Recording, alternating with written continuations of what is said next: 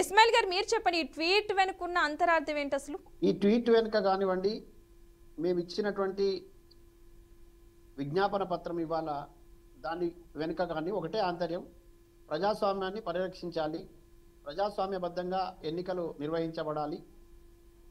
ఇదే సందర్భం లోపల ఎన్నికల కమిషన్ ఆ నిబంధనల్ని తూతా తప్పకుండా పాటించాలి, నిబంధనలు ఉల్లంఘించేటటువంటి ఉన్న చర్యల్ని అడ్డుకోవాలి అనేటువంటిది మా ఉద్దేశము. ఇవాళ మా తెలంగాణ జాగృతి వ్యవస్థాపక అధ్యక్షురాలు కల్వకుంట్ల కవిత గారి ఆదేశానుసారం మేము ఎన్నికల కమిషన్ కార్యాలయానికి కూడా వెళ్ళినాము. కమిషనర్ గారు లేని కారణంగా అక్కడ ఉన్నటువంటి జాయింట్ సెక్రటరీ గారికి వినతి పత్రం కూడా ఇచ్చినాము.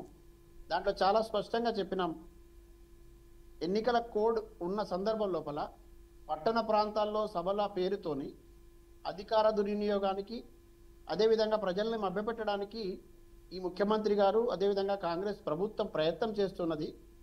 దీనివల్ల ప్రజాధనం కూడా దుర్వినియోగం అయ్యే ప్రమాదం ఉన్నది. కాబట్టి ఎన్నికల కమిషన్ వెంటనే చర్యలు తీసుకొని అప్రమత్తమై ఈ పర్యటనలు రద్దు చేయాలని, అదేవిధంగా ప్రజాధనం దుర్వినియోగం కాకుండా చూడాలని, మరీ ముఖ్యంగా ఎన్నికల నిబంధనలకు నియమావళికి విరుద్ధంగా జరిగేటటువంటి చర్యల పట్ల ఎన్నికల కమిషన్ బాధ్యతాయుతంగా వ్యవహరించాలని మేము విజ్ఞప్తి చేయడం జరిగింది.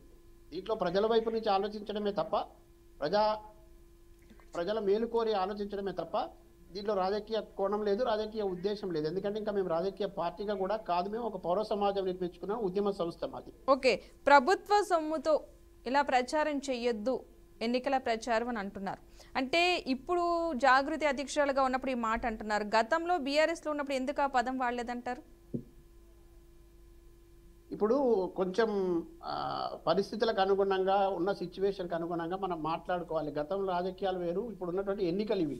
ఎన్నికల కమిషన్ నోటిఫికేషన్ ఇచ్చింది, ఇప్పుడు ఎన్నికలు జరగబోతున్నాయి. గతంలో ఉన్నప్పుడు ఎన్నికలు ఉన్నప్పుడు ఎవరైనా ఉల్లంఘిస్తే మాట్లాడుంటారు. ఇప్పుడు కూడా ఈ సందర్భంగా బాధ్యత కలిగినటువంటి ఒక ఉద్యమ సంస్థగా ఆ పైన ప్రజలను, ప్రజా ధనాన్ని దుర్వినియోగం కాకుండా చూడటము, తర్వాత ప్రజలకు మేలు జరిగేటటువంటి చూడటం, ప్రజాస్వామ్యాన్ని కాపాడడం మా బాధ్యతగా గుర్తెరిగి మేము ముందుకు రావడం జరిగింది. ఇవాళ స్పష్టంగా ఎన్నికల కమిషన్కు ఒక లేఖ రాసి ఇవ్వడం జరిగింది. వాళ్ళు కూడా సానుకూలంగా స్పందించారు. దీని మీద మేము